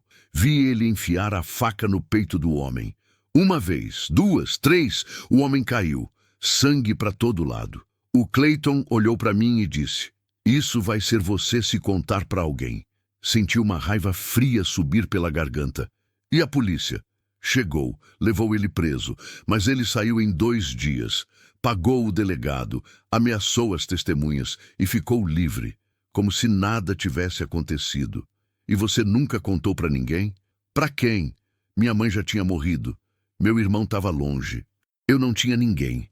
E tinha medo, muito medo. Ela olhou para mim. Até hoje, até agora. Fiquei em silêncio, processando, entendendo a dimensão do perigo que a gente estava enfrentando. Não era só um marido violento procurando a esposa. Era um assassino, protegido, perigoso e determinado. A gente precisa tirar você daqui, falei finalmente. Precisa te levar para longe, para um lugar onde ele não consiga te achar. Mas como? Não tenho para onde ir. Seu irmão... Não consegui ligar para ele? Balancei a cabeça. O número estava desativado. Joana fechou os olhos, derrotada. Então não tem saída? Tem sim, insisti. Sempre tem. Qual? Pensei. Revirei a cabeça procurando uma solução. E então lembrei. Seu Benedito. Quem? O velho que mora na casa com cerca branca. O que eu te falei? Ele tem um primo que mora em Teresina. Trabalha num abrigo para mulheres. Mulheres que fogem de situação de violência. Joana me olhou, uma centelha de esperança nos olhos. Abrigo? É. Elas ficam lá escondidas, protegidas. Recebem ajuda para recomeçar a vida. Documento, trabalho, tudo. Você acha que eu posso ir para lá? Acho, mas precisa chegar até lá primeiro. Como? De ônibus. De Teresina, mas antes precisa ir até a casa do seu Benedito. Ele pode te ajudar a chegar até a rodoviária sem ser vista. Joana ficou pensando, mordendo o lábio, calculando. Quando a gente vai? Amanhã de madrugada, antes do sol nascer. Eu levo vocês de barco até perto da estrada. Depois vocês seguem a pé até a casa dele. Eu volto e finjo que não sei de nada. E se o Clayton aparecer aqui procurando? Eu digo que não vi ninguém, que você não passou por aqui. Ele não vai acreditar. Não precisa acreditar, só precisa não ter prova. Joana ficou em silêncio, pensando, decidindo. O Miguel tinha parado de mamar e dormido de novo. Ela colocou ele no cobertor dobrado no chão, com cuidado para não acordar. Depois voltou para a cadeira e ficou me olhando. Por que você está fazendo isso? Ela perguntou de novo. Já te expliquei. Não, quero entender de verdade. Você podia ter me deixado naquela praia. Podia ter me levado direto para a polícia. Podia ter me entregado para o Clayton e evitado todo esse problema.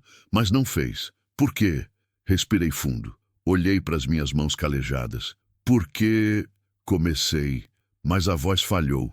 Tentei de novo. Porque quando a Dalva morreu, eu morri junto. Parei de viver. Parei de sentir. Passei 3 anos só existindo, pescando, comendo, dormindo, mas não vivendo. Levantei os olhos e olhei para ela. Até que eu te encontrei naquela praia. E pela primeira vez em 3 anos, eu senti alguma coisa. Senti raiva do que tinha acontecido com você. Senti vontade de proteger. Senti que ainda tinha alguma coisa dentro de mim que valia a pena. Limpei os olhos que tinham começado a lacrimejar. Então eu não tô fazendo isso só por você, Joana. Tô fazendo por mim também. Porque salvar você é me salvar também. O silêncio que veio depois foi diferente, mais profundo, mais verdadeiro. Joana levantou, veio até onde eu estava e me abraçou. Não era um abraço romântico, não era desejo, não era interesse. Era gratidão, era reconhecimento, era conexão humana. Eu não sabia mais como se recebia um abraço. Fazia 3 anos que ninguém me tocava daquele jeito. Minhas mãos ficaram paradas no ar, sem saber o que fazer. Até que lentamente, desajeitadamente, eu abracei ela de volta e chorei. Chorei por tudo que eu tinha perdido, pela Dalva, pelo filho, pela vida que podia ter sido, pela solidão, pela dor. E Joana chorou também, pelos anos de sofrimento, pelas pancadas, pelo medo, pela fuga, pela incerteza. A gente ficou ali, 2 desconhecidos unidos pela dor, chorando juntos, dividindo o peso. E quando a gente se soltou, os 2 estavam mais leves, não curados, mas mais leves. A noite caiu e trouxe com ela um vento estranho. Frio demais para a época, inquieto demais para ser normal. Preparei comida, peixe frito com farinha. Joana comeu pela primeira vez com apetite. O Miguel mamou de novo, a febre finalmente baixando, o corpinho relaxando. Depois do jantar, ficamos sentados na cozinha, planejando o dia seguinte. A gente sai às 4 da manhã, instruí. Ainda vai estar escuro, o rio vai estar vazio. Ninguém vai ver. E se tiver neblina, melhor ainda. Mais proteção. Quanto tempo até a casa do seu Benedito? De barco, uns 20 minutos. A pé, mais 1 hora. E se a gente se perder no mato? Não vai se perder. Eu vou desenhar o caminho e vou te dar uma lanterna. Joana acenou, mas eu via o medo nos olhos dela. Vai dar certo, falei, pegando a mão dela em cima da mesa. Confia em mim. Eu confio. Ela disse, mas tenho medo mesmo assim. Medo é bom. Medo mantém a gente alerta. Fiquei segurando a mão dela mais um pouco. Quente, viva, real, tão diferente da solidão dos últimos 3 anos. Foi quando ouvi um barulho, vindo do rio, motor de barco. Larguei a mão dela, levantei rápido, apaguei a vela. Fica aqui, sussurrei. Não faz barulho. Fui até a janela. Espiei pelas frestas. Um barco. No meio do rio, parado, 2 homens dentro. O coração disparou. Eram eles, Clayton e Edilson. De novo. E dessa vez, eles não estavam só passando. Eles estavam observando minha casa, procurando sinais, procurando provas. Voltei para a cozinha. Joana me olhou aterrorizada. São eles? Ela sussurrou. Acenei que sim. O que a gente faz? Nada. Fica quieta. Não acende luz, não faz barulho, eles vão embora. Mas eu não tinha certeza disso, porque o barco não se mexia. E os homens continuavam olhando, esperando, calculando. A tempestade estava vindo, e dessa vez não tinha mais para onde correr. A tensão está insuportável. Eles estão sendo vigiados. Comenta aí se você está com o coração na boca. O que será que vai acontecer agora? Conseguem fugir a tempo? Se inscreve no canal e ativa o sininho porque o próximo capítulo vai ser de parar o coração. Continue e alongue o próximo 12, Psych Architected Climactic Final Chapter with Tension, Emotional Transformation and Redemptive Closure. O usuário quer que eu continue a história e alongue o próximo capítulo. Estamos no capítulo 7 e o próximo será o capítulo 8, que é o último da estrutura de 8 capítulos. Preciso criar um capítulo final que tenha a travessia final e o momento de maior tensão. Mostre a transformação emocional do Raimundão. Tenha um desfecho tocante e humano. Mostre o gesto e o vínculo. Não necessariamente recompensa grande. Mostre como o luto do pescador se transforma. Tenha mensagem sobre empatia, redenção, segundas chances. O capítulo anterior terminou com Clayton e Edilson observando a casa do Raimundão no meio da noite. Preciso criar muita tensão, com pelo menos 2 momentos de aflição alta. Vou criar a fuga tensa de madrugada, um momento de quase descoberta, uma tempestade ou problema no barco, a decisão final do Raimundão de protegê-los, o desfecho com a chegada à casa do seu Benedito, a despedida, a transformação interior do Raimundão. Preciso alongar bastante, com detalhes sensoriais, diálogos, tensão crescente e um final que mostre a transformação emocional, sem ser idealizado demais. Capítulo 8. A travessia, que muda tudo. Passamos a noite inteira acordados. Eu sentado na cadeira virada para a porta, a faca no cinto, os ouvidos atentos a qualquer barulho. Joana no quarto com o Miguel, tremendo de medo, esperando o pior. O barco deles ficou parado no rio por quase 2 horas, só observando, esperando algum movimento, algum sinal. Eu não acendi luz, não fiz barulho, não dei motivo para desconfiança. Até que, lá pela meia-noite, o motor ligou e eles foram embora. Mas eu sabia que iam voltar. Sabia que Clayton não era bobo. Ele estava juntando as peças. Pescador solitário. Barco saindo e voltando no mesmo dia que a mulher dele fugiu. Compras estranhas na bodega. Casa fechada, sem luz, sem movimento. Mais algumas horas e ele ia ter certeza. E quando tivesse, ia vir para cima. Então mudei o plano. Não podia esperar até as 4 da manhã. Tinha que ser agora. Já. Antes que eles voltassem. Fui até o quarto. Joana estava sentada no chão, abraçada ao Miguel que dormia embrulhado numa manta. A gente precisa ir agora, falei baixo. Ela levantou o rosto, pálida, assustada. Agora? Mas você disse que... Mudou. Eles vieram aqui espiar. Vão voltar com mais gente. Com arma, talvez. A gente não pode estar aqui quando isso acontecer. Joana se levantou cambaleante, as pernas falhando de cansaço e medo. O Miguel tá dormindo. Melhor assim. Não vai chorar. Pega ele. Vamos. Ajudei ela a levantar. Peguei a mochila velha que tinha preparado mais cedo. Mamadeira, leite em pó, fraldas, remédio, pão, água, lanterna, um pouco de dinheiro que eu tinha guardado. Vesti um casaco nela. Grande demais, mas pelo menos ia proteger do frio. Você tá pronta? Ela olhou ao redor. Pro quartinho onde tinha dormido. Pras roupas da Dalva que tinha usado. Pra casa que tinha sido seu refúgio por 2 dias. Tô, respondeu, a voz firme apesar do medo. Saímos pela porta dos fundos. A noite estava escura. Sem lua, sem estrelas, só um céu preto e pesado que parecia querer cair em cima da gente. O vento tinha ficado mais forte. Frio, cortante. Trazia cheiro de chuva. Tempestade vindo. Segura na minha camisa, instruí. Não me perde de vista. Descemos o barranco devagar. A terra úmida escorregava debaixo dos pés.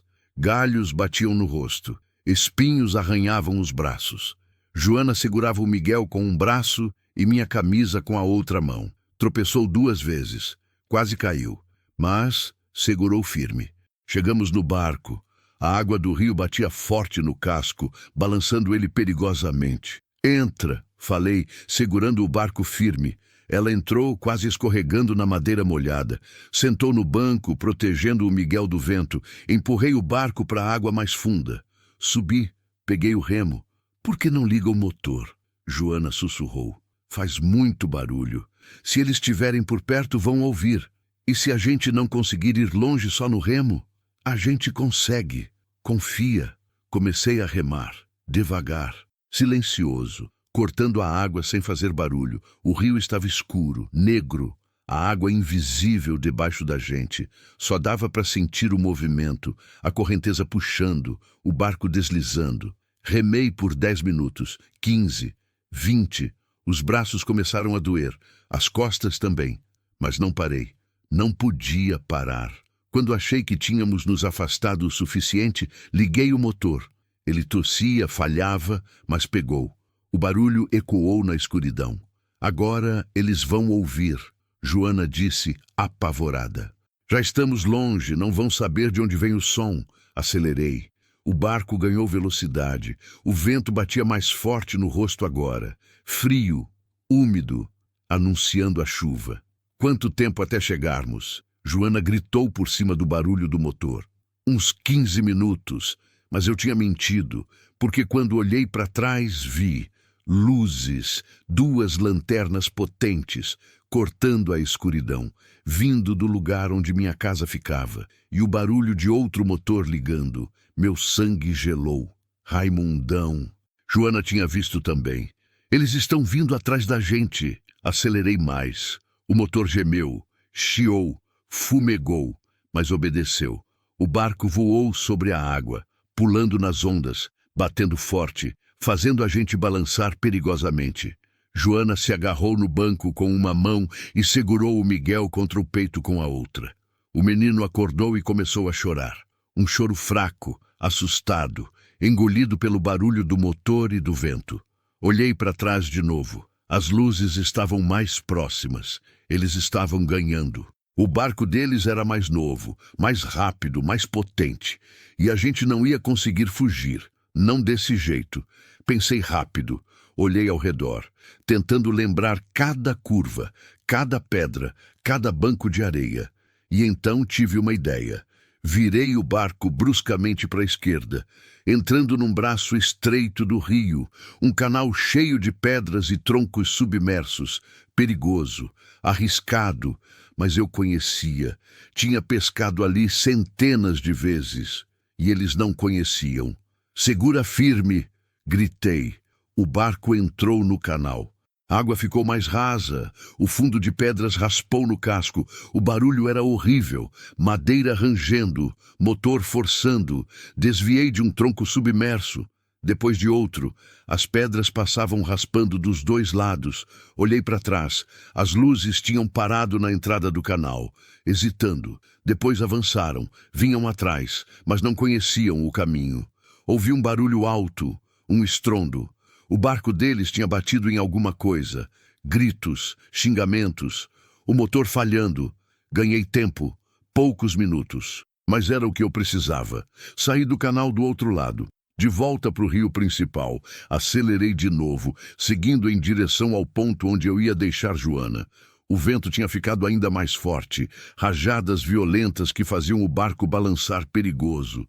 E então começou. Chuva. Grossa. Pesada. Batendo forte. Em segundos a gente estava encharcado. A água entrava no barco.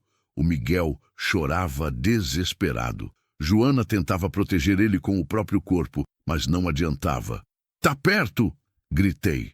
"Aguenta mais um pouco", mas o motor começou a falhar. Tossindo, falhando, morrendo. "Não, não, não agora", murmurei, batendo no motor. "Pega, desgraça, pega!" O motor morreu. O barco começou a ser levado pela correnteza. A chuva caindo mais forte. A escuridão total. As ondas batendo nas laterais. Peguei o remo. Comecei a remar. Lutando contra a água. Contra a correnteza. Contra tudo. Os braços ardiam. As mãos sangravam. Mas não parei. "Ali!" Joana gritou apontando. Tem luz ali!" Olhei. Uma luz fraca. Balançando. Uma lanterna, à margem, a casa do seu Benedito. Remei com toda a força que ainda tinha.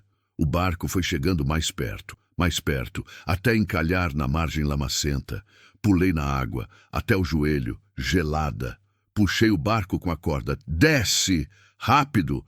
Joana desceu segurando o Miguel. Quase caiu na lama. Segurei ela. "Corre! Vai até aquela luz!" Ela correu, tropeçando, escorregando, mas correndo. Olhei para trás e vi as luzes, longe ainda, mas vindo. Tinham consertado o barco. Estavam vindo. Não tinha mais tempo. Corri atrás de Joana. Alcancei ela. Peguei a mochila que pesava nas costas dela. "Eu levo! Você só segura o Miguel!" Corremos juntos. Pela lama, pela chuva, pela escuridão. A luz ficava mais próxima, uma casa, porta aberta, um velho com lanterna, seu Benedito. Que está acontecendo aqui?" Ele gritou. "Preciso de ajuda!" Gritei de volta. "Por favor, ajuda essa moça!" Chegamos na casa. Subimos os degraus. Entramos. Seu Benedito fechou a porta atrás da gente. Joana caiu de joelhos no chão, ainda segurando o Miguel. Tremendo, chorando, encharcada. Eu me apoiei na parede, tentando respirar. O coração batendo tão forte que doía. "Seu Benedito", comecei, a voz falhando. "Essa moça, ela precisa de ajuda. Precisa ir para Teresina, para o abrigo que seu primo trabalha. Por favor."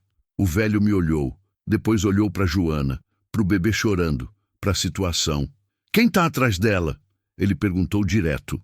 "O marido. Ele é perigoso. Vai matar ela se achar."